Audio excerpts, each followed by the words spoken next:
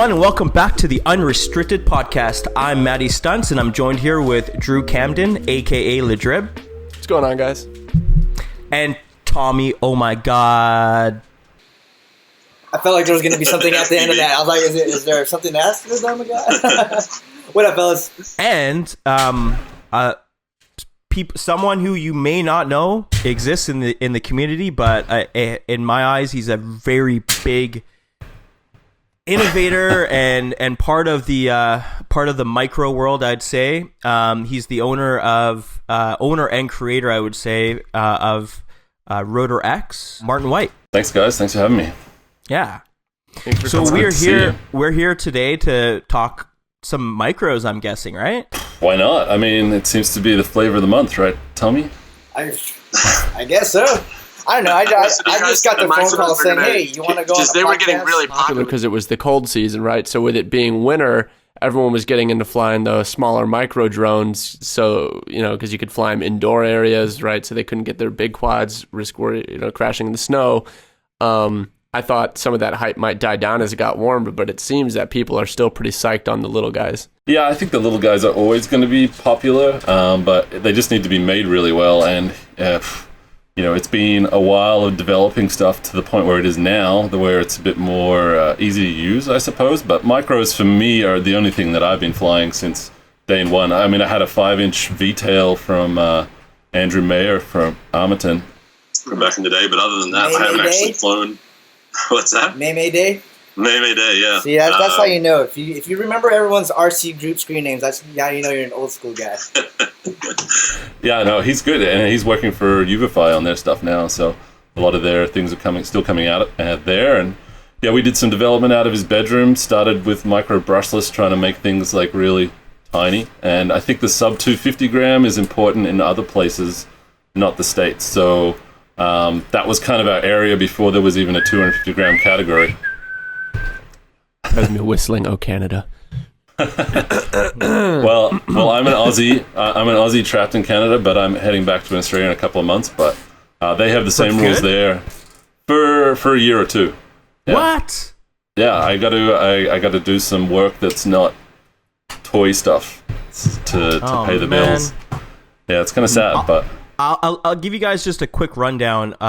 When I first started flying, at least, Martin and Dan, who works with Martin, and then Ross Kirker were like the Aussie guys in Vancouver, and we kind of hooked up like the very first 2 weeks I started flying, and RotorX was pretty much one of my first sponsorships, and I had a great deal of time flying micro stuff like the Raju. I didn't really fly the Atom that much, but it totally opened my mind at the very beginning to see like what you could do with a micro and like how much fun it could be. Because what we used to do is we just set up like a race course around the natural environment, and we would go set up some lines and then race each other with them, and it was like the funnest thing ever. But that's how I basically know Martin, and Martin also lives in the same city as me as well. Yeah, we've had some good flight sessions over the years, but not as many lately as I would have liked. But Tommy knows that when you start working on stuff, or I guess Drew as well, like when you're designing, you get less time for flying, and then you're always like waiting for that next experience. So I can't even fly anything that's old anymore. I can only fly prototypes, and then maybe only for a few batteries, and then I have to go and work on something else. But we've just gone through a crazy development cycle over the last 6 months to try and get a bunch of stuff out, and trying to like create a bit more of a entry point mainstream, but it's kind of a challenge, and I guess that's kind of what we'll probably talk about a little bit, is how micros can help people get into the game. So I have a on-again, off-again love-hate relationship with micros, because when I have one that's working, I love it so much. It's so much fun to fly. You can fly it anywhere. You can do all the same. And I'm talking about like the micro brushless, right? The tiny whoops are great for messing around indoors, the brush. But when you get into the micro brushless, the 2-inch, maybe even 3-inch, being able to fly in like a whole new set of places because of the new size that you're dealing with, and just kind of how it's low risk. You don't really have to worry about running into things. It's going to be fine. I mean, it's just such a freeing feeling that's all focused on fun. I don't care about GoPro footage and vlogging. I'm just like out enjoying it. But as soon as you crash it and you break something, they are such a pain in the butt to work on. I hate working on micros. So as soon as I break one, I'm usually done Just, with like, micros throw it for a out. while. And so, I just want them to be disposable because, like, they just seem, for me, my experience has just been they're so much more prone to gremlins. Like, I've got a micro that, like, every time I put it all back together, the camera's black. I'll take it apart, fix a wire, camera seems fine. I put the canopy back on, it's black again. And I'm like, makes no sense. I'm sure there's some reasonable explanation, but, like, I'm done with you. I'm done. I haven't flown a micro in, like, months now. Matty, you'll remember from the Raiju prototype days where you kept breaking front arms, and then you just you would tape another arm onto the bottom of the other arm and just keep flying. I mean, they do it. In those days, we were running an Ep009 Mini, which is it was this tiny little hex compatible board. Everyone else is running full size stuff that's like fully encased, so it was a bit of a challenge to fit everything in. And once you get it built, the tendency was just fill everything with epoxy or something, so that nothing could move, nothing could break. But in those days, even the brushless motors that we were getting developed, they had single core strand wires that would snap from the vibrations even inside the actual shielding. So you just have like random motor deaths in the sky. And when you got 6 motors and you're hand drilling out your props to make them like friction fit right, like it was just a nightmare. And you'll remember Ross, Matty, he was a bit of a prima donna when it came to doing flights out in the middle of nowhere, so it was always a bit of a challenge.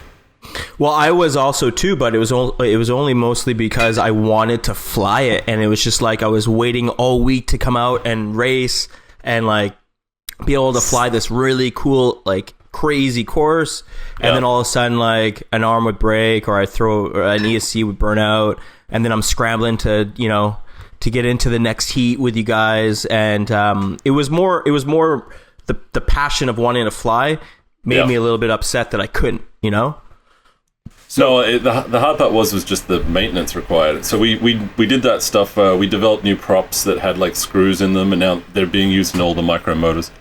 And so we've tried to keep some of that going, but we were never really a big entity. And I remember meeting Tommy at Drone Nationals 2015 when it was like pitch black in the Sacramento like state fair there, and you and Ross were bombing the roller coasters and stuff. I remember that. Everyone was just mucking around, right? So Ross raced his Raiju 3mm against everyone at Drone Nationals, and I think he had the 8th fastest time or something like that in qualifying, and got taken out in like the second to last race or something, so he didn't get into the final. But it was just a good chance for us to show that micros can be fun, but some people are purely like 5-inch X frame, 100% focused, like, give me 10 of exactly the same alien frame or something, and that's all they're going to fly. So it's different people, and some people like the experimenting of micros. There's some really cool guys that are developing stuff.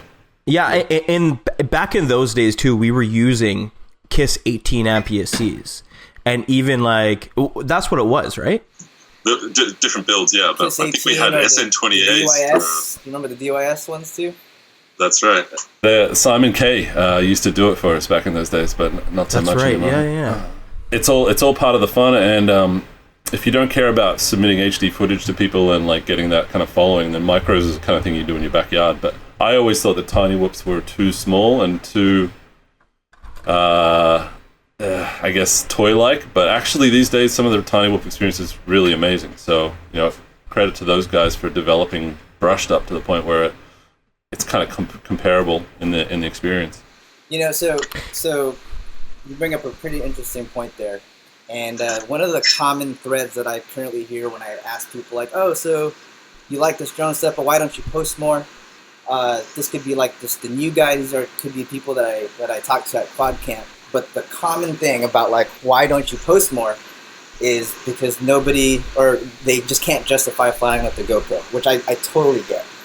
Right. So I'm glad that you brought that up, because I feel like the bridge between the full experience on micros and for those that just kind of stick to the 5 and 6 inch is A, the feel, and 2, because I feel like the guys that are 5, 6 inch, it's because they want to upload stuff. So, well, I think it's that, and I also think it's the reliability thing, because the kind of 3, 4, 5 inch, 6 inch stuff have now gotten to the point where like it's not that hard to keep a quad in the air now. I mean, compared to where we were, the components have gotten small enough that it's easy to fit all the stuff on a 5 inch frame. You got plenty of room to see where the wires are running. It's just it's gotten to a really good good point. And the micros aren't there yet, but I see it getting there. I see it. So what? Oh, it's getting close, my friend. Well, the 20 by 20 stuff is newer and it's less reliable. And we developed the Atom with the Power Cube for that reason, just because, hey, it's like a bolt-on system. You can't really get it wrong, and it makes it much easier. But, you know, we were stuck with that 30 by 30 footprint because we were piggybacking with 5-inch development as well. But 20 by 20, there's some new companies making stuff. Some of the new things won't work. You know, you'll have QC issues. It's a bit of a nightmare trying to like keep up with it all. Yeah. Yeah, if you guys are new to the hobby too, and you guys don't know who RotorX is, they're pretty much the guys who made like pretty much, I would almost say, a lot of the innovations in the micro game. And check out their website. Can you get knockoff stuff of your gear, Martin? Sure, if you want. It's not going to be the same. I can tell you this much though. It's not going to be the same. In the sense of quality and quality assurance and all that other stuff. Yeah, I mean, we ran into an issue where we were developing a lot of things before there was any other options. So the companies that we would work with, like DYS, would take our developments and then sell it to Eachine and Diatone or whatever, and then you'd see frame designs propping up. So a lot of these things are based on that development, but the main issue was that we would have forums, you know, the Atom forum on RC groups or whatever, 1.5 million views, it's like 500,000 comments. There's a big community in there, and then people would start pasting links to like get copies of our propellers, or literally people would get shipped bags of clones of our propellers for free as like a marketing expense for other companies. So we fought it for a while, but you realize that it's just like a losing battle, and you know, if you speak up for that, then you're putting a target on yourself. So you pretty much just have to sit and take it. How Tommy, are you doing? So Tommy, with you in the micro, are you designing a micro machine here? I'm hearing. Yeah, rumblings. I am. And to be honest, I didn't even know if that's what we were talking. I mean, we could talk about it, but I didn't know if that was going to be. We've got the two of you here, I think. No, we can. say it's a lot. I think with the two of you here, there's no better time to kind of informally announce your project. Yeah. So, okay. So just kind of piggybacking off of what I was saying earlier, like, you know, I'm seeing a gap between people posting things and not posting things, and it comes down to really the main thing is nobody wants to pay for the price of a GoPro, let alone the price of a rig to carry a GoPro. And with the Session 5 now out of the game, I was like, all right, well, there's a gap here that I feel like everyone can jump in on. And so I decided to design a frame around the Runcam Split Mini. Now, I know y'all going to be like, that Split Mini, no, that thing's horrible, blah, blah, blah, blah, blah, blah. So what is that? What is that? So the Runcam Split Mini, for those of you that don't know, is actually, if I just take an extra 30 seconds to tell you a funny story, it was Runcam's original box camera. So it was their initial like alternative to a Session 5. And then they got slapped with some type of like a cease and desist from GoPro because it was too close to that. And so they decided the form factor, right? It was over their form factor. Right, because it was the same size and same dimensions as a Session. And I mean, aside from the color, you really couldn't tell the difference. So they took that and they repurposed it so that you could have it as an FPV camera that also recorded HD footage. But there was a couple of issues at the time. One, the latency was just horrible, and the wide dynamic range just really sucked. And then they came out with the Split 2, which improved upon that, but the latency was still bad. And then the most recent offering is the Split Mini, which really fixed the latency issues. And now it's actually not a half-bad camera. For $80, you've got an FPV camera that also doubles as something that records in HD. So it's one camera, and you say the latency is comparable to the cameras that we use that are just dedicated FPV. So it records video and you get comparable latency and performance. Right. And just to be technically specific, I don't want to say it's the same because it's not, but the latency is not an issue I'm going to say for 99.9% of the people that are out there. Right. Well, Matty, you'll remember we used to strap Mobius cams to the top, right? Well, I think I was one of the first ones to take the battery out and run it off of the power. That's because right, I was always like the guy that was like, let's get a little bit more out of this thing, right? So what I used to do is I used to take the Mobius camera, or the Mobius was the lightest camera at the time, and we still have footage of those days, but it was lightest footage at the time. And then I'd wire the 5-volt power to the 5-volt Polulu, and then I basically made this like crude like angle thing on it on the top of like the carbon fiber Raju canopy, and then I would stick the camera on it, and we'd get some amazing footage. And I was like, as a side note, I'm wondering if that's going to come back with now that the lightweight session form factor has been discontinued by GoPro. I'm like, are people going to start running the Hero line without a battery and just try and power it off the drone? It's such an ugly I'm not going to do it, factor, but man. I wouldn't do it. It's I don't know, but Okay, this is basically what we've been If anyone talking. would do it, it's you, because you're just like, I'm going to file the carbon down, because if I do it on all the arms, I'll save a whole gram. Save. Yeah. Absolutely, but this is basically what we're talking about. This is the Split Mini 2, right? That's a Split Mini this 2, is yeah. this That's is a split too. You guys have the micros, so it's a smaller camera. I think for that's micros. called the Split 2, and the one we have is the Split Mini. Yeah, so this one basically plugs into there, and then this is what I'm going to start running on my 5-inch, like insanely fast rig, where I'm trying to get very, very light. But this also comes with a micro camera. And Martin, do you have one in front of you? This is the the Split Mini on the Switchback. Yeah. So, and is that Chariot style that you're running? This is Or- what was the MattyStuntz helmet. It looks like a motorbike helmet put on the top to protect the camera. But Nice. there's a few mounting points, like front or back. Chariot is at the rear, if you can use like the standard cam mounts. But I'm with Tommy. I think these guys do the job that we've been asking for years. Like, we developed an HD camera that bolts onto the Atom that's like 20 grams or whatever, right? But it was a purely solution for that drone. It wasn't something that works for everything. And carrying 2 cameras around is kind of silly on a micro. So, you know, the technology is getting much better. And I think the footage that we've got out of the Split, even with some of the prototypes, is Unreal. like, it's really good. Unreal. I couldn't even believe it. That's the only. I saw your guys's. I saw the videos that you were showing me when you're testing the Switchback, and I'm like, I'm gonna ask Runcam if they can just send one. Unfortunately, I just been so busy to like be able to build it, but like literally, this is going on my next really, really fast 5-inch setup to see if it's salvageable. Because then it's not like I'm gonna use it for everything. I'm gonna have a session camera, a Hero 6 camera for doing other stuff, and then this for going really super fast in really tight areas where I need to keep the weight down, right? Totally. You'll save yourself about 50 grams, 60 grams over a session. Also, because you're not carrying... Yeah, 60 grams. Well, you're not carrying another FPV camera as well, right? That's right. It doubles up. But the footage is workable, and I've always felt like carrying a huge GoPro around was the thing which we didn't design for, because it thought it was just, you know, a well-developed area, and it's not really advancing anything. So it's great to have this kind of platform, and I'm excited to see what Tommy's new frame brings to that as like another offering for it. Now, Tommy, are you going? So we're hearing about Tommy's sub? frame in pieces. Yeah, are you going sub 250, Tommy?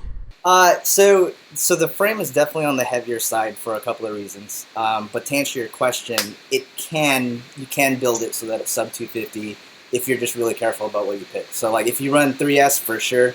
If you want to stick to forest and pick some really lightweight motors and a small forest battery, you can still make that 250. So you're working on a frame built around the Runcam Split Mini to be a dedicated HD FPV light quad. What size prop you talking here? So 3-inch. So my whole goal was I want somebody to be able to have a quad that feels like a 5-inch, flies like a 5-inch, and records HD for less than the price of buying a Hero Session 5, which at the time was like $299. And so, you know, when I decided, all right, this is going to be on a Split Mini, I started doing some more research on that. Like, all right, so what are the common problems that everybody faces? Because, and I'm sure Marty, you can jump in here, but it's not easy to get jello-free footage on the Runcam Split Mini. It really is kind of like almost like you got to have just the stars and moons aligned if you really, you know what I mean?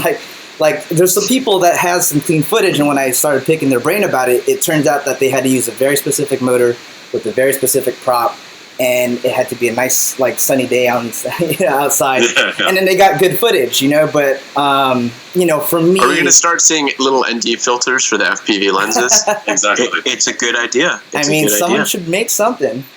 But we've already tested some, but yeah, I think it's very sensitive to light conditions. So at sunset, you might get amazing footage. In daylight, sunny middle of the day, you'll get jello. So depending on your setup, but Tommy's obviously done some work. Right, or so you've got that magic setup where it works fine, but what happens when you crash? That's going to happen, and you don't have fresh motors, you don't have fresh props anymore, and now you're back to the jello issue that you're having. So all that to say, basically, this frame is made so that you've got an anti-jello frame out of the box. You don't have to you don't have to wedge 8 pieces of foam, all around the camera to try and get it to be vibration isolated. And out of the box, you've got something that'll do HD. It's close to almost of a mid-mount battery frame, so it feels like a 5-inch. Like, really, the only thing that you're going to know that it's not a 5-inch is the fact that it's not as heavy as a 5-inch. So in heavier winds, you'll get picked up. But as far as flips, rolls, the way it flies, how it banks, turns, it feels like a 5-inch. And that for me is like the biggest thing. So it had to feel that way, and out of the box, jello free. And I really think that this is how we're going to see some more people posting more freestyle footage. Because it's just kind of hard, in my opinion, it's just kind of hard to watch DVR footage, So you've got the frame. Always has. You're designing the frame. You've got the camera picked out. What are you thinking for guts? For guts? Well, before we jump into that, I just got to spend a little more time on the frame because it was just like this huge aha moment. And really quick, how many here is familiar with the term clean and dirty section? Oh, yeah. Yeah? Okay, so you guys are all... Explain it to our audience. Explain it to me, yeah. Well, so first of all, if you're familiar with clean and dirty, then that tells me it's just another telltale that you guys are old school and have been in the game for a while. But clean and dirty was a long time ago when multi-rotors first existed. It was based around 9, 10, and 11-inch props. And it was impossible to get any type of jello-free footage, no matter how you did it. So what people were doing, or frame builders at the time, was they created a main plate where you bolted all your motors to, which was separated from the clean section using like bobbins or grommets or something. And that's where your battery, flight controller, and HD camera went on. And the difference between the mass is what created, as close as you can get to jello free at the time.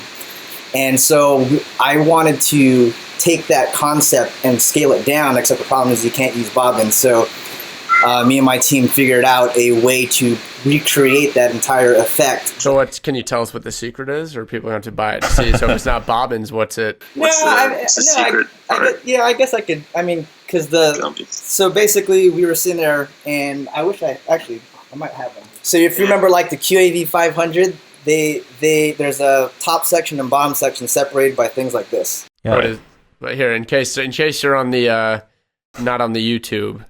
That's, you've got it's kind of like a polyurethane center with... Just think of it as like a bushing. So think of it as like they're usually glued together, and they usually are not that tough. No. Yeah. One crash and this thing just disintegrates. So obviously for that reason and a lot of other reasons, I couldn't just scale that down. And so me and my buddy Ryan were sitting there thinking like, okay, how else can we do that? And we were looking at the grommets on flight controllers. I'm like, okay, maybe there's something with that. And then the funniest thing, like the computer fan on the computer that we were using to run our CNC started making a lot of noise.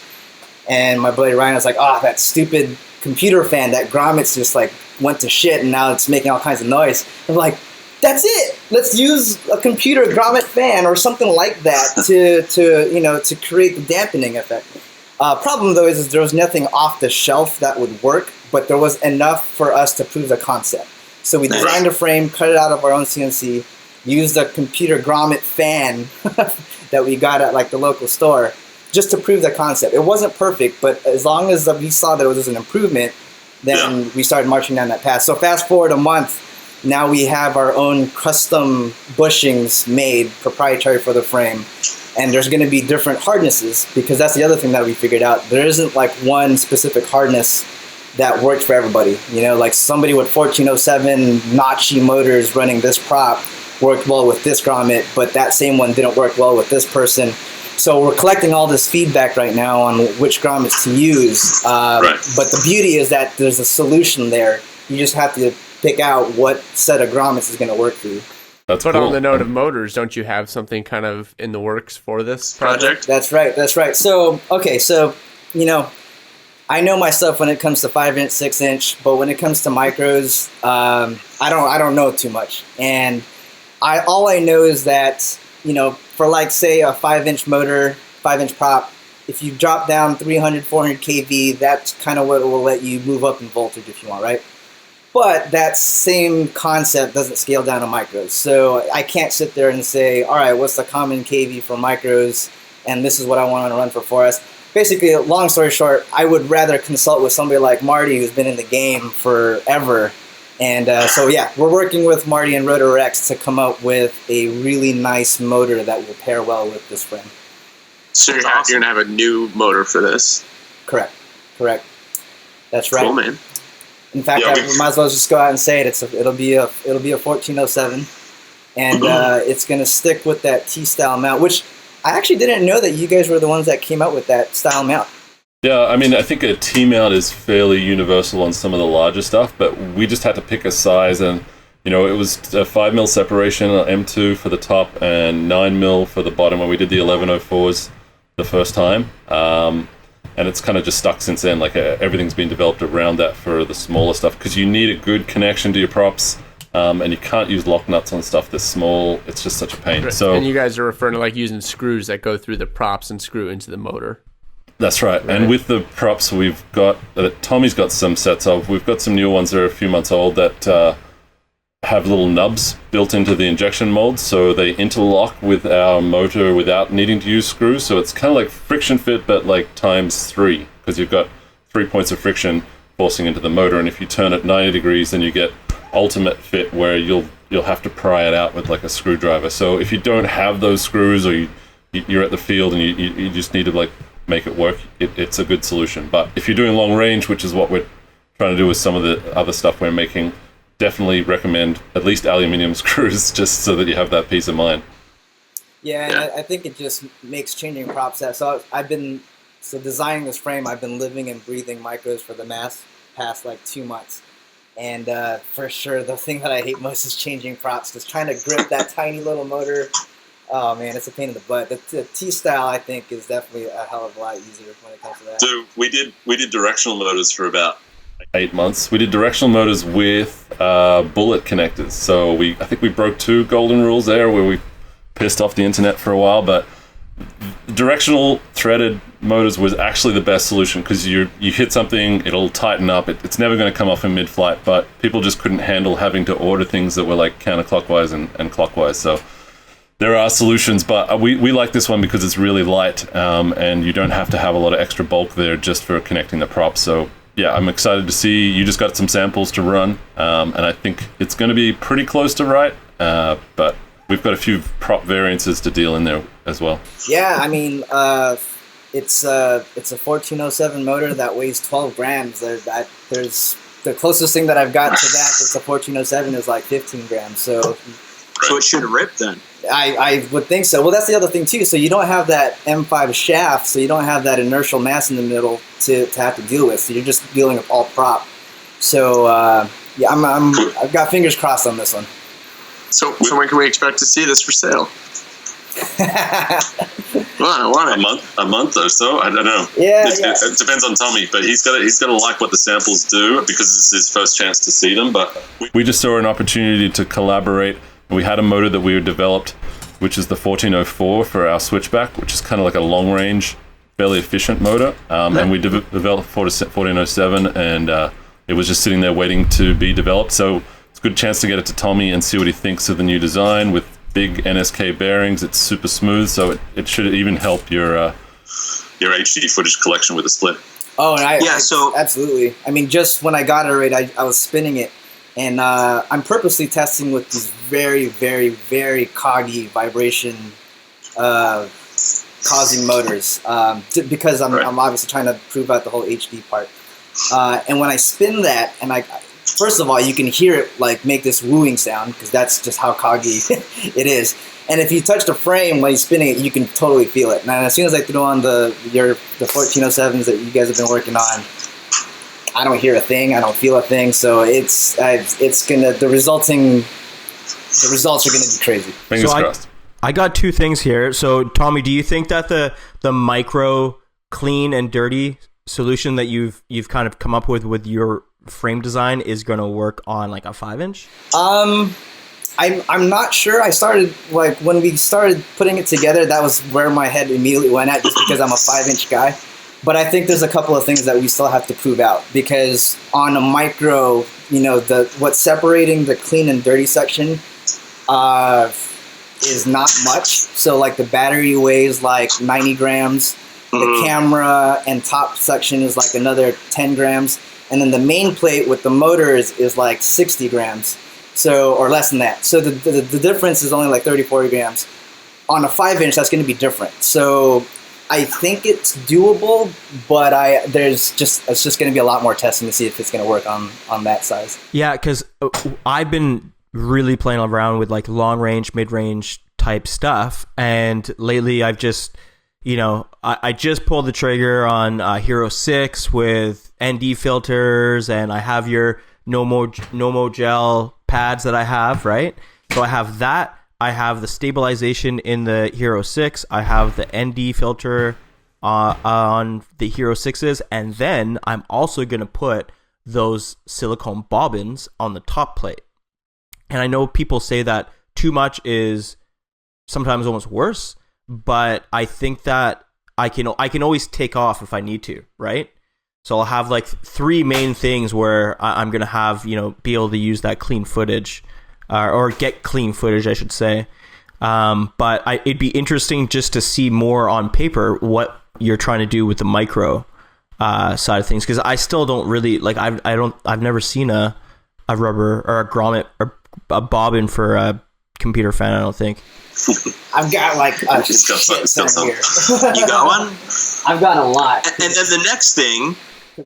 Obviously, Martin, you also have a frame that just dropped then. We've just started shipping, yeah. It's something we put in pre-order 3 months ago, so everyone's been waiting very patiently. And we got it cut the same time as the Atomic Fox stuff, so yeah, it's been a challenge, but it's a different way of looking at the same challenge that Tommy's trying to solve, and we've tried to create something that doesn't weigh a gram more than it has to. So with 1404 motors and HD and everything, it's 109 grams. With that setup, with 1105s, it can be 89 grams with HD and still run 3-inch type props. So it's kind of like building the same weight as 2-inch, but it can run the bigger stuff, even 4-inch on the new Switchback. So that is a computer fan bushing, nice. anti-vibration. And we basically repurposed something like this. That is not what I imagined. Yeah. Wait, hold that up again. So yeah, if you're not watching the video, hold that up. It's wow. Okay, so I was thinking like the grommets we use, the flight controller, that are just kind of like a circular through hole that the bolt goes through. But this is like a whole long, looks like an arrow. Sort of thing. Now thin shaft that's rubbery with almost like a what was that? These washer springs and stuff. Well, yeah, okay. washer. Yeah, But and like, you can turn it pretty easy with your finger too, right there, Tom? yeah, it's pretty gummy. I mean, don't get confused though. Like that's just where that sparked the idea. What the grommet that we actually ended up using is along the lines of what you're thinking. In fact, I have one right here. See, I would run these bobbins on my 5-inch setup if I was long ranging, but obviously freestyling, I would never need it because I'm usually moving too fast anyways. But if I'm just flying through long floaty areas, I'm going to use it on the top of my frames. So see, that's what I was thinking about too, as well. Okay, yeah, so that's more similar too. But I see it looks like it's got a kind of a rectangular center hole. Right, so that's rather than where around. the main plate tabs through there, and then the side plate is what connects to the clean section on this side. So Okay, It's cool. That's cool. And then, stuff, man. sorry, Martin, I know we're bouncing back and forth here, but do you have a clean switchy that you can hold up for the viewers right now? Ryan's just he's put another one together, so he's just out flying it. When he's back, I'll show it to you. Is that the one I'm getting? You got to build it yourself, man. You've been Oh, you've been for talking sure. about. Just give me the parts. I'll build it right now. God damn it. In regards to the flight characteristics, I flew one of these, and I think that I was kind of trying to steer clear from micros for a very long time because you're not going to be able to get the same flight characteristics I'm used to at 45 to 60 degrees as you can on a micro. And Martin's like, no, come on out. It's 60 degrees. We could throw you up to 90 if you like. And I'm like, no. Just let's see it at 60. And I was already out flying one day, and he's like, come on down. We have one for you to test. And I literally flew this thing with not my own controller. So like my rates weren't the same. Everything was like fucky about it, and it flew perfect, exactly like it was so intuitive. I was able micro with 60 degrees of camera tilt. Yeah, and I was able to be so precise with this thing. And the only thing I wasn't used to is the mass, because if you have a really heavy mass and you give it a lot of throttle, it's going to go through the air more when you get off the throttle. Oh, it slows down more. Okay. Yeah, so when I would flick, when I flick my 6S, it's like, and it just like flicks, like I can flick it forever. But with this one, you have to kind of stay on the throttle and then do it. Other than that, like I was literally like inverting this thing through cranes and hitting small gaps and like taking it really far away. It was amazing experience. So Marty's holding up this. This is the thing that you were flying. This is it's a switchback. And what size prop is that running? It looks like a 2-3 inch. It can run up to 4 inch. Oh, okay. So it's a little bigger. Yeah, it's meant for 3 inch with prop separation. We used to build stuff like early Atom and thing, like the props would basically touch almost, and the canopy would touch almost. There was no tolerance in there, but we've since found that you get like a better kind of flight characteristic having a bit of prop separation. And because this is on 2 plane, it's got like the same cutout shape on the bottom layer, fits on the top layer.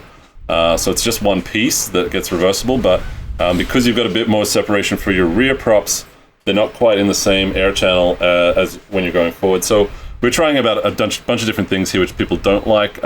One, for example, is the structural stack. It's got 4 bolts going through the FC, whereas other people will use standoffs and things, but we're really just trying to like make it the lightest possible that it can be, and so that it can go as far as possible. So if you put 1407s with like bi-blades on there, 4-inch bi-blades, you can probably get like a 10-15 minute flight out of a really quiet and HD rig that's sub 250 grams. That's the thing. When I first picked this thing up, by the way, like the frame was like something I'd never seen, because I'd never seen one like this. I don't know if someone else has designed one, but it reminded me a lot of the Ducati Panigale, where they kind of use the engine to mount all the other things. There's not really a frame. Right. And it's 2 stacks. So there's one where the 2 front arms stack to the bottom of the electronics, you'd say, and then the back 2 arms would attach the top. And because of that, he can get it down to a very light weight. This thing makes no noise. Like you could probably, didn't you say you snuck up on some geese? Yeah, there's footage of that. Ryan was flying it with a session on it, but he went straight for this flock of seagulls that I was telling him to go for, but he went like 10 centimeters off the top of them. So if they'd heard him, I was just expecting that movie with Denzel Washington or whatever, where like just birds come in the window and session and drone ends up in the water. But a lot of the flights we're doing are like 0 chance of recovery, so you don't even have a chance to crash these things and worry about your vibrations or whatever. If they come back, you get something good. And the birds didn't flinch. You flew it like right over their heads, and it's just so quiet. So a couple things. It's for us Canadians, it's sub 250, and you can fly it anywhere. It's not governed. Right. It's the rules and regulations do not govern anything that's under 250 grams. So you can literally fly it anywhere. Obviously, don't fly it. Still fly it in like a reasonable spot, but you're not going to upset anyone if you're in the city. Dive the bridge. And then also, the other thing is you can fly this thing long range. Like doesn't it have like a 15-minute flight time? Yeah, depending on what battery you run, you can still stay under 250 grams and get long range out of it. It's not going to be the same, and it's kind of like why Tommy's frame's different. Like it's good to have that weight for certain things, especially if you're pulling off like momentum moves or you want to be resistant to like crosswinds and stuff. There's advantages and disadvantages of all designs, but I'm really excited about having more designs in the micro space rather than just like, you know, a mini alien or an H frame or something like that. Yeah. Now, do you have obviously have pictures on your site for this build? Yeah. We've got a build guide that's quite good compared to our other ones, but a lot of that stuff's up there, and we've got a Patreon running that we just started a couple of days ago so that people can access some of the additional prints and files and contribute in like a community. So nice. We're trying to create a self-funding R&D cycle with micro stuff. That's awesome, man. That's a cool idea. And then do you have flight footage? Where can people find flight footage where they can see it performing at its best? There's a couple of clips up now.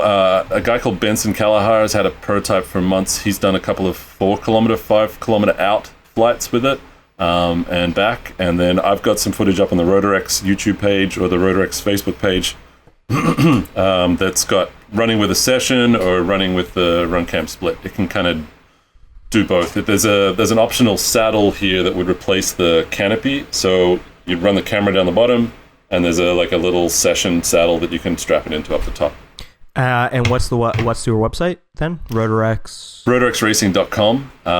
And the Patreon is patreon.com/RotorX. And same with YouTube, youtube.com/RotorX. So I kind of want to steer it in a different direction here because I know we wanted to talk about some other stuff as well. I really wanted people to hear about the products that Tommy and Marty have come out with and are coming out with.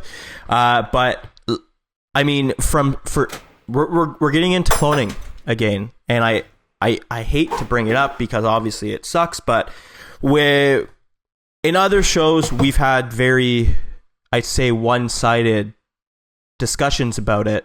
I feel like, and I think that someone like Marty, who has revolutionized the industry in micros so much, and people have stolen his ideas so much, I think it'd be really good to see the other side of the cloning fiasco and inevitability, I'd say, in this industry. So let's talk about that a little bit.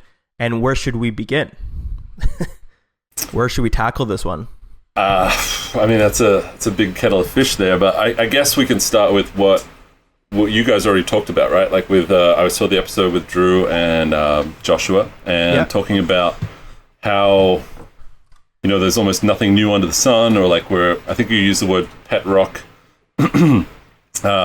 designers, or, you know, there was things that have been made which can be easily copied, or they're not like a big advancement. But I felt like, you know, and I had chats with Matty about this. It's like there's things which we want to have developed which cost money, and if we don't make it rewarding to create things, people aren't going to do it. And it's not just us, but like anyone, right? Like, and Tommy, you've had your frame bomb leaked and whatever, and you get that, you feel that burn, but it's a real personal burn, and it's not something you can expect a customer to care about if they can like find a $5 cheaper one somewhere. But it kind of ties into a lot of stuff that we feel, because we're such a small entity, we like working with people rather than working against them.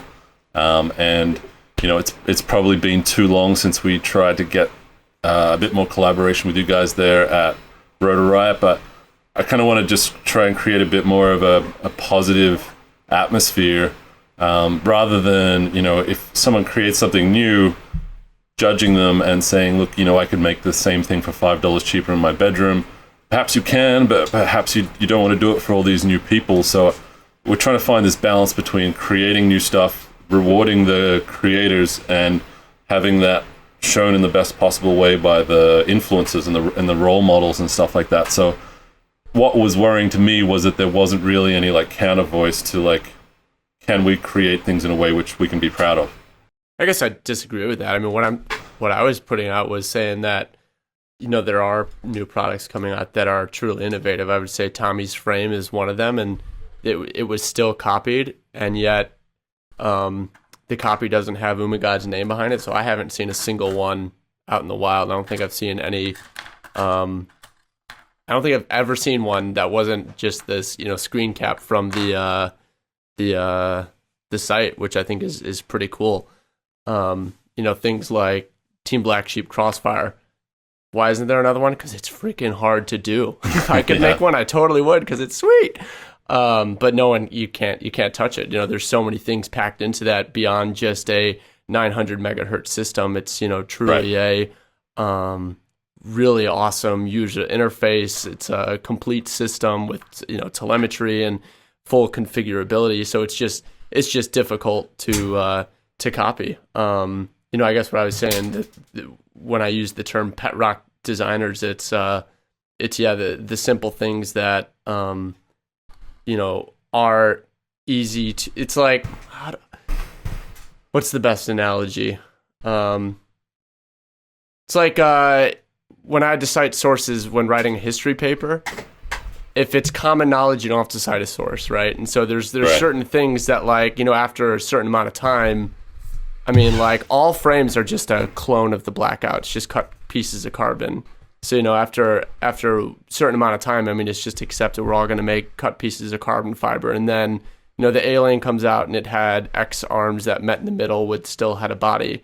Well, now that's just become a staple of freestyle frames. And there's Astro X, Alien, Stingy, Fusion, all these different ones that have arms meeting in the middle. Now it's just become a staple, right? I mean, and right. How for each innovation, how long is it for something to just kind of become a staple, and how complex, or I don't know, what does it take for a design to be something that will never get there? Like, I don't think something like Crossfire will ever just be a off-the-shelf thing that there's 20 variants of. Like, it is a special ecosystem, right? So you're never going to have, like, really good, I mean, they can get all upset over Free Sky coming out with a 900 megahertz system, but I think it just kind of looks, they look silly whining about it, because no one's going to switch from Crossfire to that system. It's so clearly inferior. So, like, why are you even crying? It doesn't even matter. So what happens when it's common knowledge, but say something like Martin's ideas about screwing, because you were the first one that really screwed micro props to the top, right? Right. And then everyone started cloning those props. But it's just like he said, T-mount props. That wasn't invented. That was just taken from larger scale. So RotorX is the first one to apply it to a 2-inch prop or something. But okay.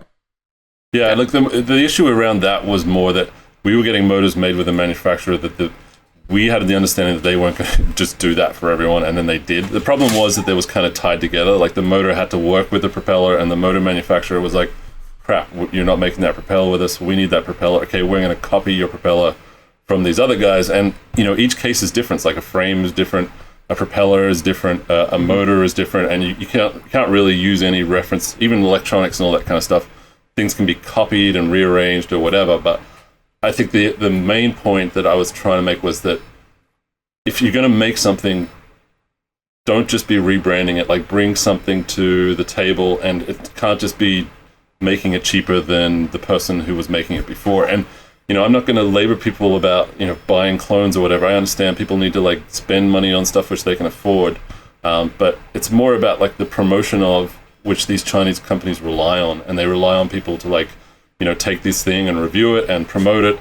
It was something they got for free, whatever. Like, it rolls out through all of the YouTube content, and we end up, like, having to do a review against the clone of our drone, and there's things that's unnecessarily copied, but just because they're trying to piggyback on the imagery that's already been created. So, for sure, you can't stop anyone making a drone with 4 motors and, pretending to be, like, angry about that, or even some of the things which we've developed. But on the whole, there was things which happened in the industry which went completely unchecked, and that's because A, there's no policing over Chinese manufacturers, but B, that kind of practice became acceptable for everyone to do. And companies like Racecraft, that started by literally cloning like 12 propellers that already existed on the market, because they got cloned originally, it just snowballs into this, like, I don't care about who designed what or whatever. I'm going to get mine. So I've always been a bit of an outlier, and I want to just try and create as many systems as we can that makes it rewarding for people to design stuff. Because if a kid goes to me like, I'd love to design a drone, what do? I'm like, just go do something else. Like, find something that's going to be less stressful for you at the end of the day. Yeah. So, with the way that you feel about cloning, how would you go about changing what's happening right now in the industry, Martin? I mean, I don't think it's about telling people how they should be doing things, but I want to try and create areas where contribution is encouraged and also attribution. Like, at least with software where you have like open source stuff, there's ways of doing like the licensing where, people know that they can't take open source stuff and run with it and make it their own. In hardware, there's no one policing that unless it's you, and then you've got to be that person getting on there and try and shut down whatever is going on. So yeah, you have to basically become numb to it, develop things indefinitely, and not plan to make any money off it. And it's kind of sad because there's stuff that I really want to work on, but I can't release any of them for a variety of reasons. And I don't think I'm the only one. I think that there's people out there that want to put in work and they want to put in time, but if they don't know they're going to get a reward out of it, they're not going to do anything. And until that changes, maybe that's just where we're going to be. We're just going to be getting designed stuff by Chinese engineers. Changes? I guess the feedback loop of the system that we're in. If it's like, I could buy something for $10 that's an original, I could buy a $9 copy. I'll probably buy the $9 copy and save myself $4 on a build, and then maybe go tell everyone about how I saved $4. But that's been celebrated for a while when it doesn't necessarily have to be, because at this point there's not enough money being made in a lot of areas, not just us, but like to sustain sponsorships of races, to sponsor pilots. What do you mean by celebrated though? I mean, no one really like keeps track of who designs things, right? Like for the industry, it's kind of just, Chinese whispers version of who started this or who did what. There's not a lot of like record of hardware development. So I think maybe something that would be a monthly thing where the community could vote on like a new development that was interesting and like find a way to like highlight someone who's doing good work in a way. Because I feel like pilots make the best stuff. You want to encourage celebration of innovation. I misunderstood. I thought you were saying that there's a history of celebrating buying cheaper, and I'm like, I haven't really seen that celebrate. I misunderstood. That's not mainstream, but like it goes on under the surface, and sometimes it's more mainstream now because the Chinese manufacturers have dialed in a lot of the stuff, right? They don't need a lot of information from the pilots anymore, and they can make a really good rig for cheap, which does all the things and runs Betaflight, but they're not really pilots. They're just rehashing stuff which people have made. They're businessmen. They're just looking out for bottom dollar.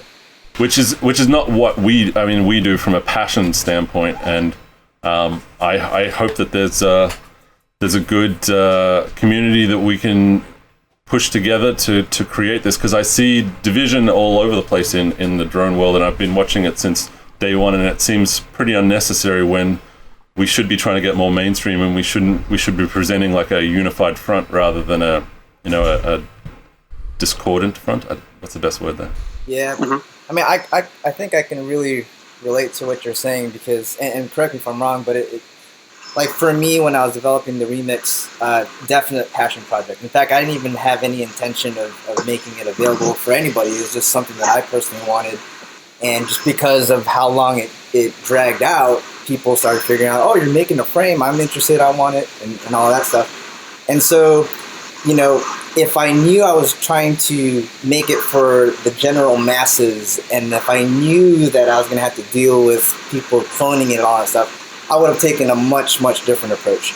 Because if I were to repeat the same thing again, I will be 2 frames in and then I'm done, because there's just, the return is not there. And that's the part that I think you're trying to get at is, development innovation takes resources. Resources being time, money, whatever you want to call resources. And when you put out the product, there needs to be some type of return for you to work on to the next thing. But the problem is if you spend all that time, setting all that up, only to lose all your customers to Relac, who just spent 5 minutes copying your shit, and now everybody's buying that, well then, what am I going to do for the next one? You know what I mean? But are they? Well, no. I'm just. This is just hypothetical. I'm just piggybacking off of what Marty's saying. I think in my case with the frame, thankfully, like the people who are all about it. You're right. I actually haven't seen anybody build any of the clones. I've seen pictures, people linking to it, saying, "Hey, you can get it cheaper here," but I have not seen somebody actually post a picture of a remix clone. I don't think I just can't imagine there's any out there. I mean, I'm sure there's some, but it's like, part of the reason people buy into the remix, which is a dramatically different frame design, is because they trust you as the designer. You've built up this Ummagawd brand that people want, and that's what they're buying into, saying, okay, if Tommy vouches for this, I'll give it a shot. Because if I saw that frame, someone put that in front of me, some Joe Schmo, I would laugh at it. I'd be like, what the hell? No. Oh my gosh, right? But then Tommy says, no. You got to try. I've got one. I love it. I've got one of your frames. I mean, they're sick, but you need someone to get you to buy into it. I remember when you guys came here and you had a prototype of it, and I was like blown away of how innovative the frame was. And it didn't look like anything else I've seen. Obviously it still looks like a quad, or you know what I mean, like a drone, but it didn't look up close. It didn't look like anything I had seen before. And I even told him, I'm like, hey man, you did a great job on this thing. Thanks. Yeah, I think, I mean, at least for me, I think the best and probably the only way to kind of combat cloning is to just educate people. Like, and then I don't mean like tell them, don't buy this, but buy this instead, but just more like, hey, just so you know, like this is the innovation behind it. Like this is the manufacturer that, where the innovation came from. And, if you want to support that innovation and keep seeing good products, then maybe think about buying the original. No big deal if you can't, like who's anybody to tell you where to spend your money? But I think at least that way, if they've got the money to spare, then they, it's just like having a donation. Like, all right, you've got a Patreon link and maybe you donate, maybe you don't. But if you do, you know that it's there. Because the other aspect of this is like, okay, I've heard the argument that clones help grow the community in terms of at least getting people in, which is fine. I can totally respect that angle. But the one thing that I do worry about that though is, let's say you buy your first exposure to this hobby is something that you got from Banggood. And I shouldn't say Banggood, because Banggood is just a store at the end of the day. Let's just call it one of these clone It's shops. funny that, within the community, there's this developed hate at Banggood. Yeah. It's just Amazon. Yeah, I want to change that. Like, you can actually buy all the same stuff on Amazon. Because there's some good stuff on Banggood. You get angry at someone behind the scenes that's like... It's a retail outlet. Yeah, it's just a story, guys. Like, and they actually sell some pretty good stuff. So, like, I cringe when somebody, like, hates on Banggood. But it's not Banggood. It's just the companies that decide to sell on Banggood. But, like, how much are people actually saving? You know what I mean? Like, how, are they saving tens, hundreds of dollars off of building up a clone frame? Yes. Depends. Because you couldn't do the UAV Futures $300 you're in the air before that. And now, because of that call to challenge, now, I mean, we're seeing more, original products that are targeting that price point. But, I mean, that build was largely dependent on products that were heavily inspired by previously existing products. For me, like, it's kind of like Formula One racing, right? Some people are totally into the drivers and, like, who's the best driver, focus on that. And then there's, like, the engineering side, and, some people are obsessed with that. And there's, like, people who like both.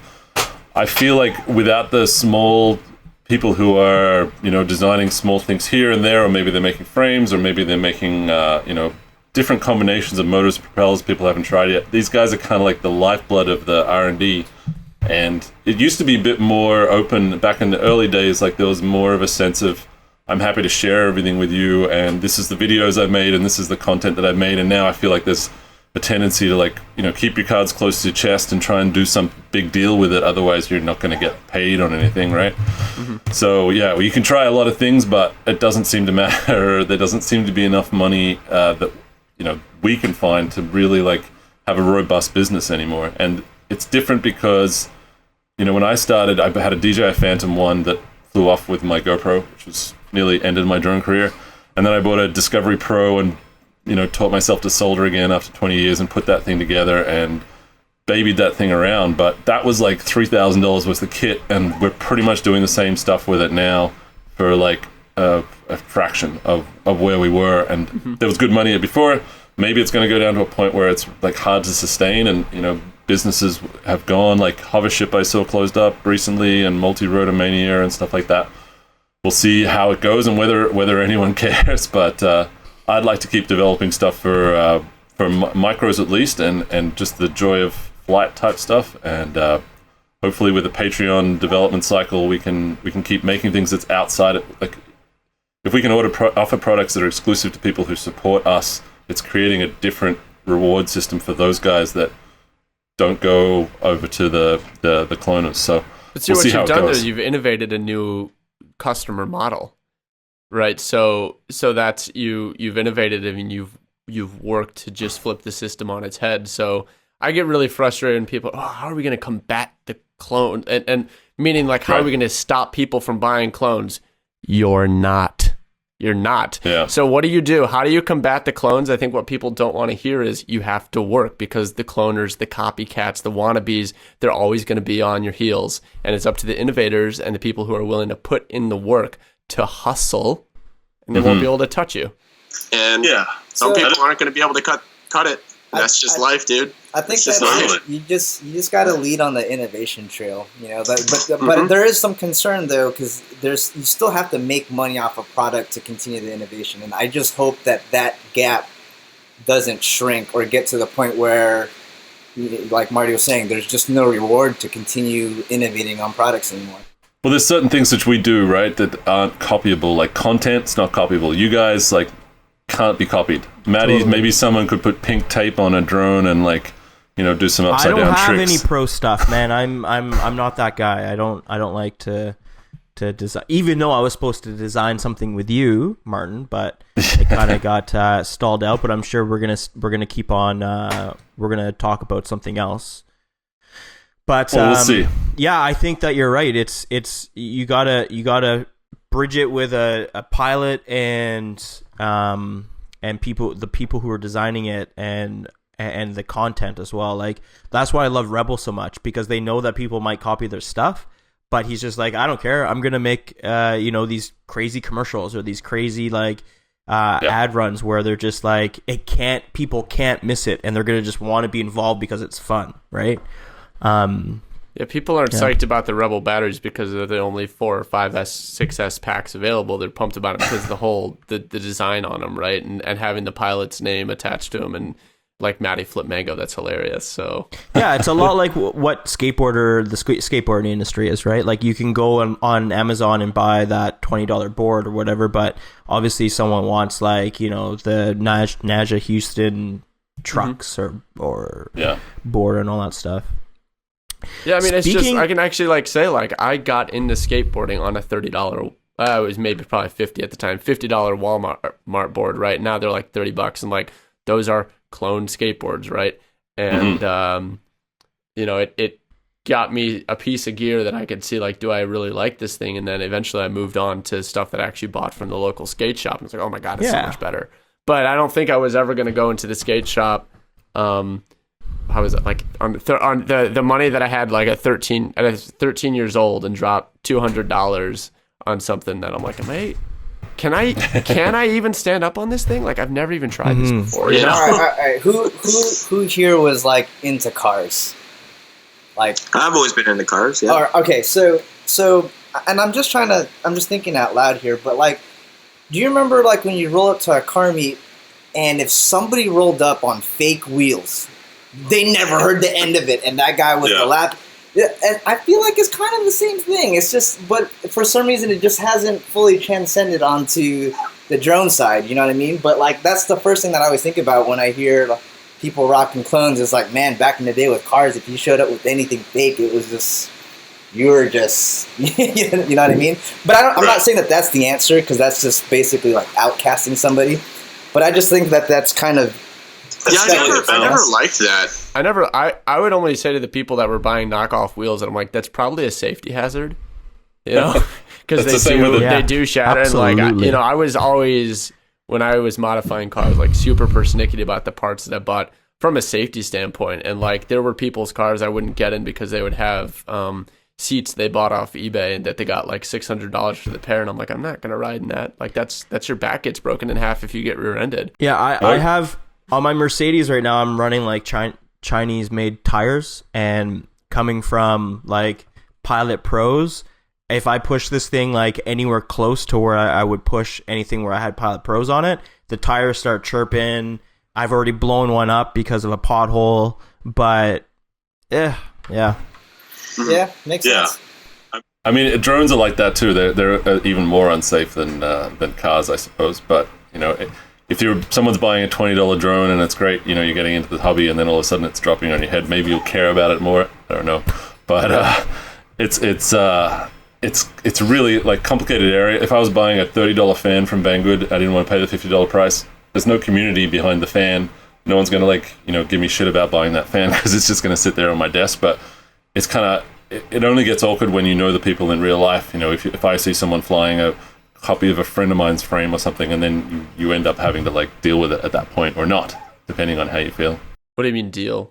Well, like how you react to that situation. Like, do you give them shit? Do you like not care? That's where the difference is, I suppose. But the bigger message, I think, was that like there's almost no need for everyone to be making the same product. Like there's no need to keep remaking the same thing over and over again.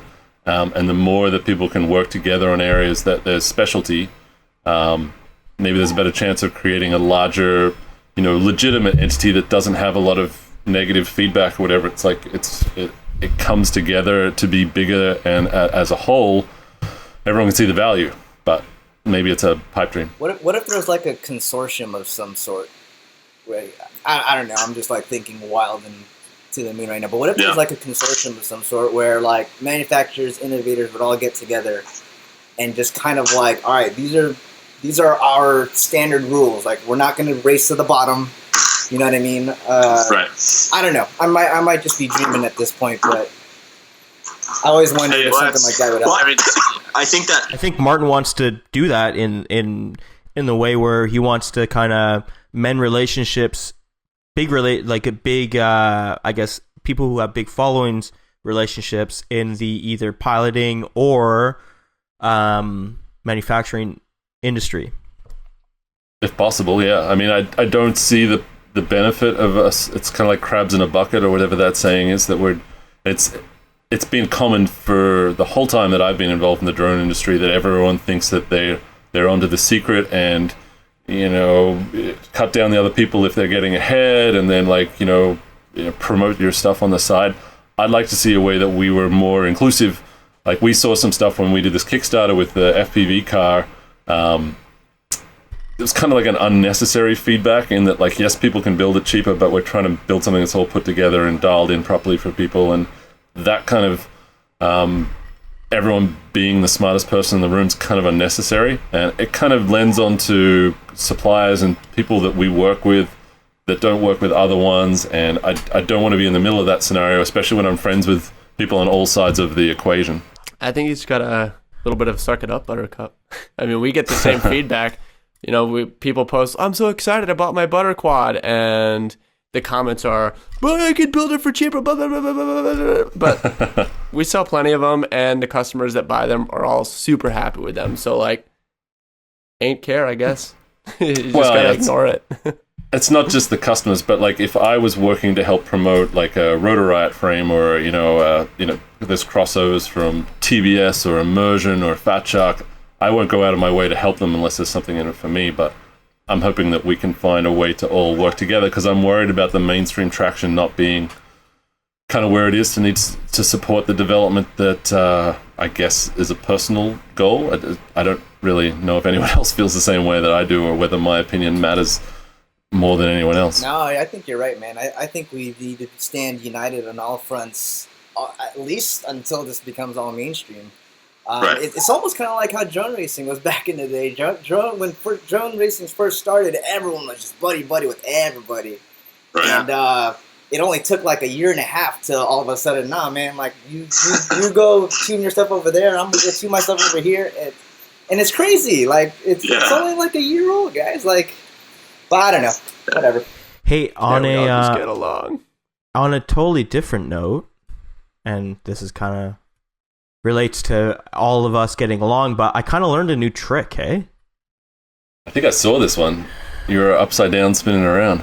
Yeah, so it's pretty much like a Matty flip, but you just add an inverted yaw spin. Oh, dude, it's freaking nuts. It's so freaking nuts. You're new. Yeah. So you when you flip over and you make your horizon square, and you're kind of just like on axis, you throw in a quick inverted yaw spin, and then you have to spot your entry point, and then continue on with it. But I posted it. I didn't really think about it. It was Aaron. Well, okay. We saw this other guy Overflow doing a proxy flip or a power loop, but I call them proxy flips because when he was doing his power loop, he had the image in view the whole time. And he did that, and then he did a 360 inverted yaw spin when he got to his we had that on the community spotlight. That's Overflow right, and was that's doing where I him, saw really close to the top of the tree, just this power loop, and right as he was just like kissing the leaves, it was like this yaw spin. It was sick.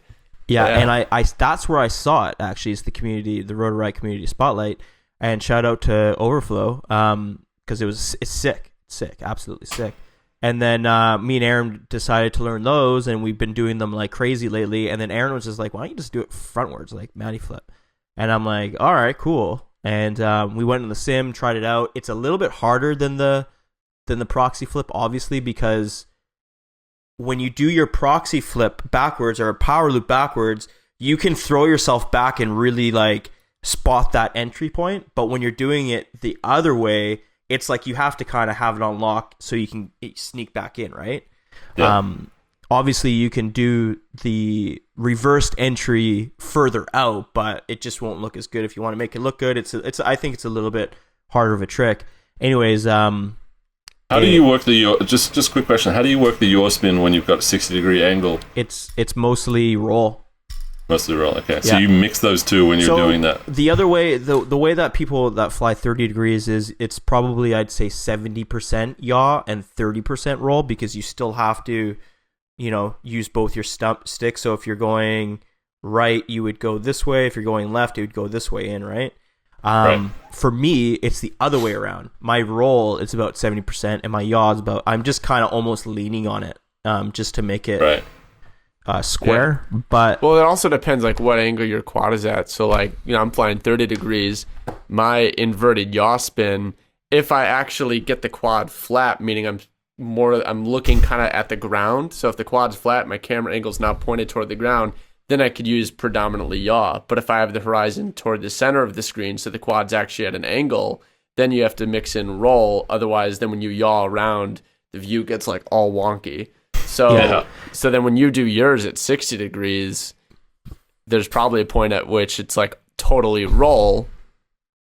Yeah. Oh, God, that's so weird. And you know what? It's nothing special, because all I've retrained myself to do is when I do a yaw spin, I'm leaning on roll. So for me to go back, it's something special, because my muscle memory is just not there. I have to retrain everything.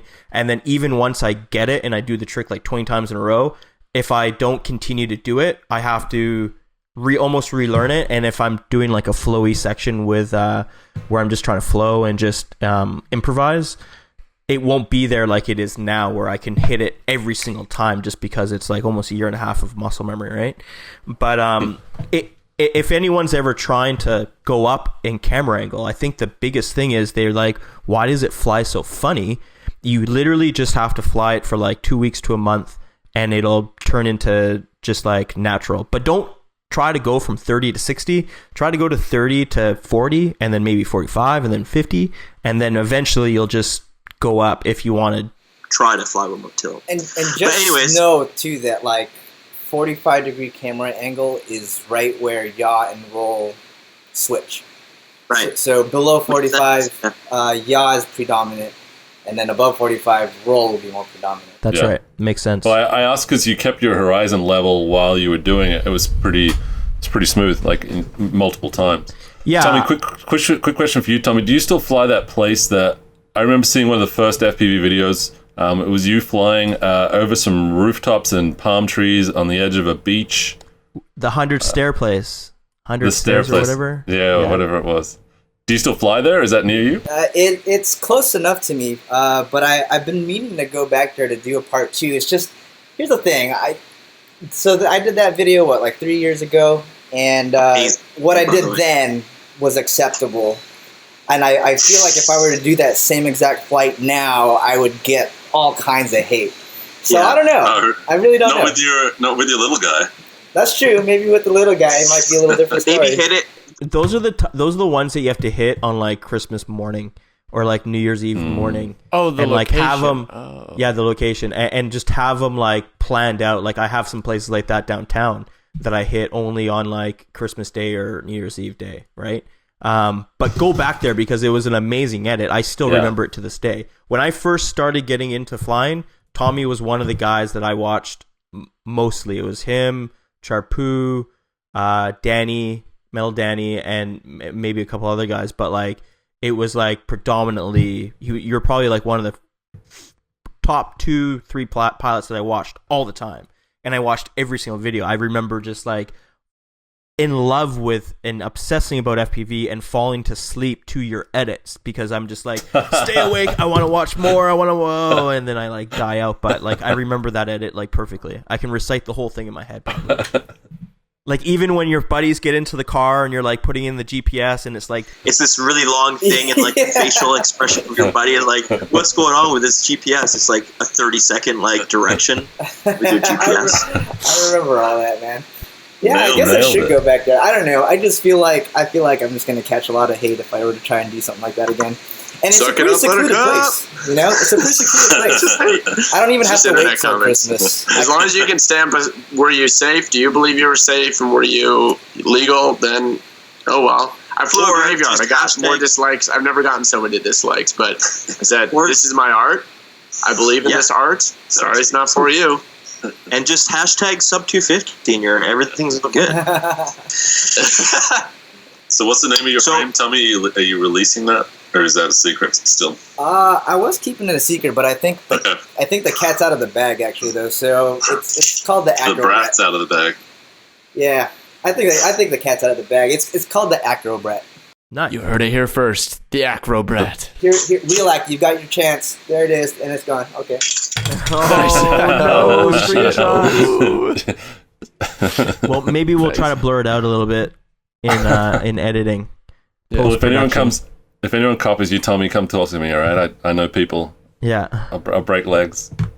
Yeah, the tough thing with the copying is like, just like you were saying, Marty, is that you would send your specs to a supplier in China, and then for one reason or another they'd turn around and sell it, and it's like, fuck, dude, like that's off, and Come on. contracts or not, it's in an industry this small, how enforceable is it going to be? It's really tough. And I remember one of our detractors, I'll say, when I was talking to this person about the remix thing, he was actually saying it was like our fault and we deserved it because we sent our design files to a Chinese manufacturer. I was like, well, hey, actually, we were working with a California engineering firm that they were supposedly taking all these steps to use a multitude of manufacturers, so no one single supplier had the whole bomb.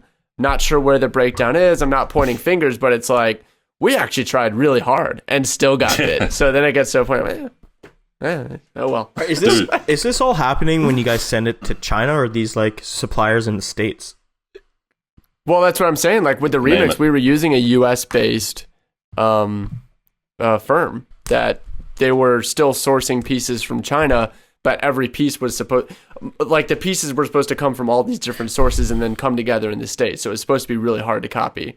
But somehow one of the manufacturers ended up with the entire bomb, and that ended up with real ACC, and here we are. Dude, you can fight it as much as you want, right? Like, so DYS copied us. We were like, we're never doing business with DYS again. And then we did a licensing deal with a toy company, and they're like, okay, we're going to use this manufacturer to make all these things. And we licensed these designs, and like, okay, this company's called DYS. So we end up having to like crawl back to the people that we'd already just like shit talked for years. So it's just funny how there's no escape. Basically, if you want to get something made at the price that people's expecting, you've got to deal with these kind of entities. So What just happened with? Actually, I want to share that's unfortunate to hear that you had a bad experience with DYS, because I actually had a really Right. our flight controller is done with DYS, and something that I really appreciated is I sent them. Our flight control has been in the works for an embarrassingly long amount of time. We've been really trying to get this thing dialed in. So we actually sent the design to them before they came out with the DYS F4 Pro V2, which people say is very similar. But we actually spec'd this out without ever being out. And to DYS's credit, I sent them the design and they immediately said, hey, this is our prototype that we already have out. I just want you to know we've got this. And it was like eerily similar, but I was like, there was no way that within the course of 5 hours they took our design and then had a prototype they could take a literal photograph of. So I was like, I believe you. That's crazy. Thank you. I just appreciate your honesty. And then it still took us months and months to get it out. And it's Did they coming out soon. release theirs yet? Oh yeah, it's been out. No, theirs came out months ago. And it's same kind of concept with the gyro. No. So I'm referring to like the layout. So and now the layout's kind of become a staple. But when we first drew it up, it was less common. Just kind of where we had the power and grounds placed for the ESC power, ground, and signal. It's nothing like revolutionary. It's fairly common sense, I think, and now it's been adopted by a lot. And no, are we allowed to show it? Our flight controller? Yeah, it's in the store. It's in the store, man. Just leak it. It's in the store, but it's not in stock yet. There it is. Yeah. Boom. Oh.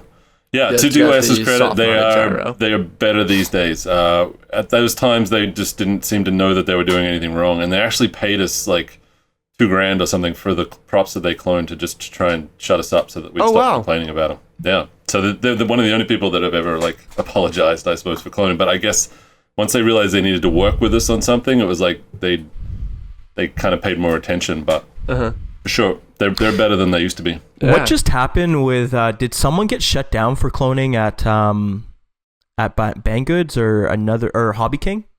What was that thing I saw on Josh Bardwell's feed? The FCC? Yeah. No, that was I think they had a transmitter that was over watt, a couple of them, and they didn't respond. Like an actual video transmitter? Yeah, I think so. Or a control or something, I don't know. But it was over a watt, and they didn't respond to FCC demands or something, so it's a $2.8 million fine. So that wasn't like a cloning issue. How's the DJ going, Tommy? He's still shredding the decks? No, man, I wish. I miss DJing very much. I still have my record collection, though. I still got my turntables. Nice. I thought that was an interesting trivia bit about Ummagawd. That's where your name came from your previous DJ career, right? That's right. And the remix. It's not "Oh my God," it's "Ummagawd." No, that's all Drew. His pronoun. I just never corrected him because I kind of liked. Is it "Oh my God"? It's "Oh my God," right? It's supposed to be "Oh my God." God. Just "Oh my God." Just say it fast. "Oh my God." Oh my God. Oh my God. Oh my God. Oh my God. Oh my God. You say "Ummagawd," so there's like this ooh emphasis on it, which I enjoyed. God. It's the same thing with my buddy Aaron. Everyone thinks his name's EH Bomb, and everyone says E Bomb. I'm like, no, it's A Bomb. Come on, we're Canadian, obviously. It's A. You know, hey, you know. I mean, and it's funny because it was all I didn't good. mean to mess up your name, Tommy. And then Drew puts out a vlog where he calls him my name and emphasizes the Ummagawd, and now everybody calls me Ummagawd. Tommy is literally too nice to correct you. And I was all like, 2 years in the making cute. here. It's kind of like Uma Thurman. That sounds great. It's got a nice little ring to it. Yo, Dre. Matty's still never forgiven me for calling his cyclone the trippy spin, and that stuck. I'm the worst. I just ruined all the things. I'm over it. Like even like, and I love it, man. Like I love when people send me clips, but some people send me a clip of the new trick that I did to try to say that they've already done it, but it didn't really look the same. And then they called it. There's already 2 different names for the new trick. And but I've just learned to drop it, man. So no more beef, Drew. No more beef. You don't have to. You don't. When you make videos of the trippy spin, you don't have to put trippy spin / cyclone anymore. Okay, you can just throw up whatever fucking name you want. But then it's funny. I mean, the whole trick name thing. It's funny. Like, see how far divided is that gonna? So then Robo Genesis, he took the trippy spin cycle and whatever and did just a one quick like whoop around it, and then people were calling that like the Robo Flip or the wraparound. I've heard so many new names for that, and I'm like, merry-go. And I'm like, is it the same thing?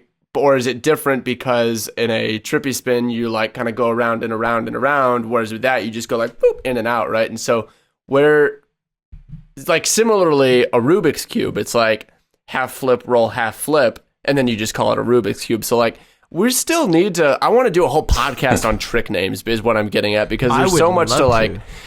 And by the way, Robo Genius didn't come up with the Robo Flip. If you go back to one of my videos, I do it underneath the bridge. You did one just one quick like that? Yeah. Did you name it though? You've got.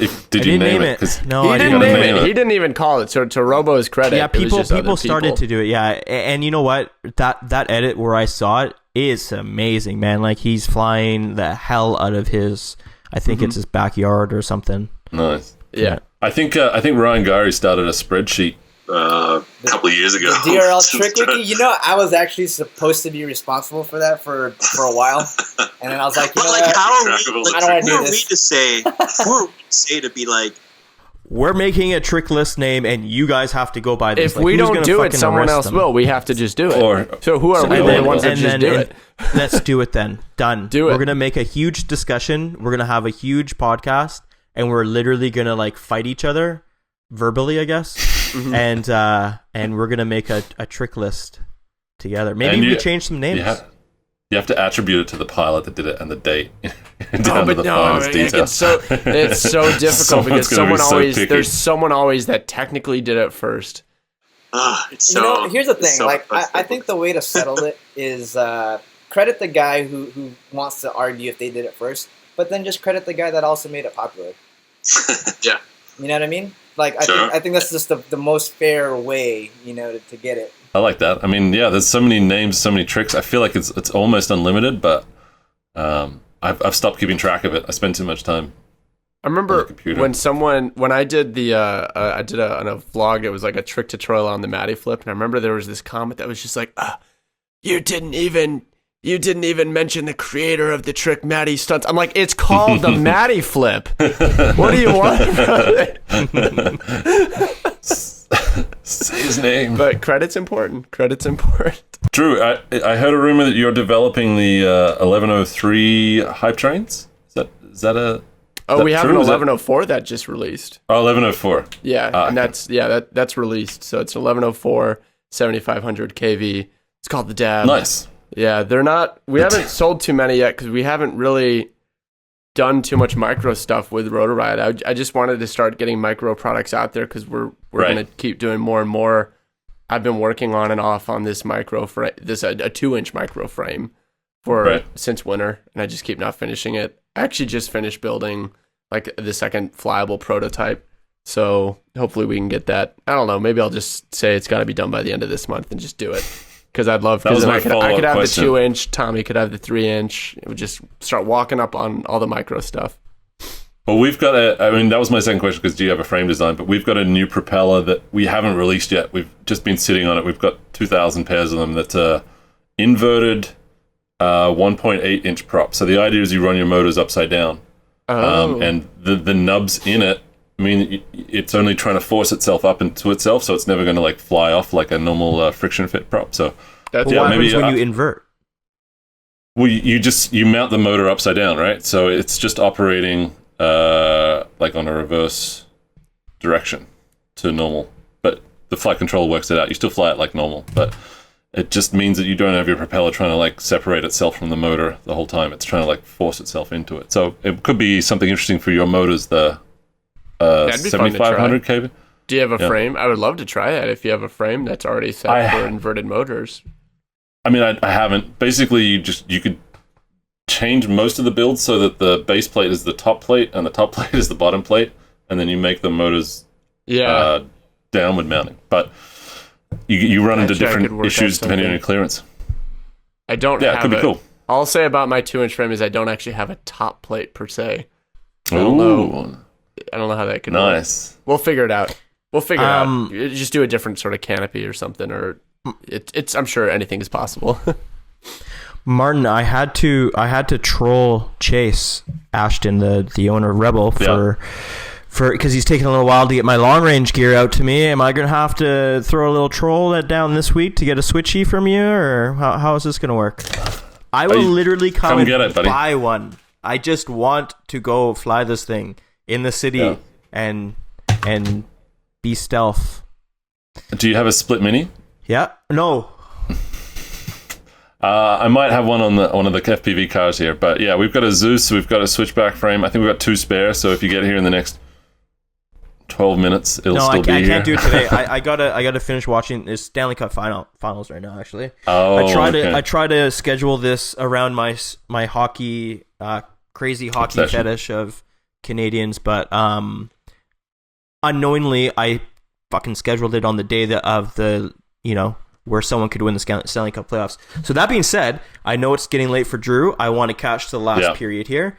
Thank you so much, Martin White, for coming to join us. You're more than welcome anytime. Thank you, Tommy. Thanks for having me. Thanks, Tommy. I know, Tommy, this is your first time stopping in. I want to have Tommy here way more often. Please, we're going to get you a microphone ASAP. You've already got the background. You got that. I love the drone background. Can I just get one good day?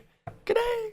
Because it's kind of from Tommy or from me? From Tommy, just because he's got all the drones on the wall. It's Why is that the guy from UAV features? Yeah. Oh, okay. Yeah, he's got the whole wall of quads. I love when these guys I start hanging with these guys. They're like, shithouse. Like, nah, it's shithouse, mate, shithouse. And I was just like, what the fuck is shithouse? It just sounds so good. And like, that's what they call shitty stuff. Shithouse. It's shithouse. Shithouse. Thank you, Drew, for having very bright hair this week. It looks great with this new DSLR setup that you got going on. And shout out to Bardwell. He bought me the connector to have this new fancy. I'm gonna buy it as soon as we get off the line here.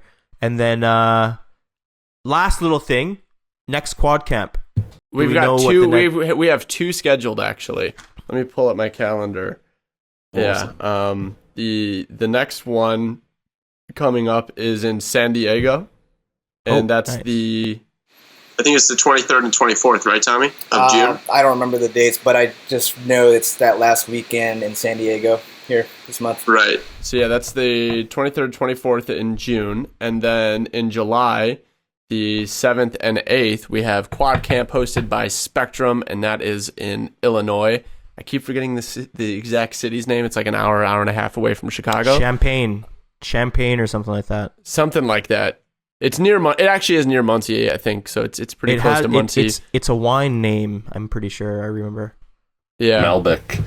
But no, the Spectrum's got a really cool venue for us. A giant flying field. We can set up stuff. They're actually going to host some breakout sessions. So if you come to Quad Camp Illinois, you'll get some special coaching from Team Spectrum on doing plane chase footage. So they told me they're going to bring out a bunch of their fixed wing pilots and fly foamies and coach the quad campers on chasing the foamies, and then the ones that kind of graduate and kind of pick it up, they'll actually get a chance to chase some giant scale balsa planes. That's so I'm cool. really looking forward to that as kind of one of our first headline sponsored events where a company's doing kind of a lot more to enhance the experience. Psyched. If this podcast gets out before June 15th, I'll be in Portland, Oregon, June 16th and 17th to fly with my good friend Chase.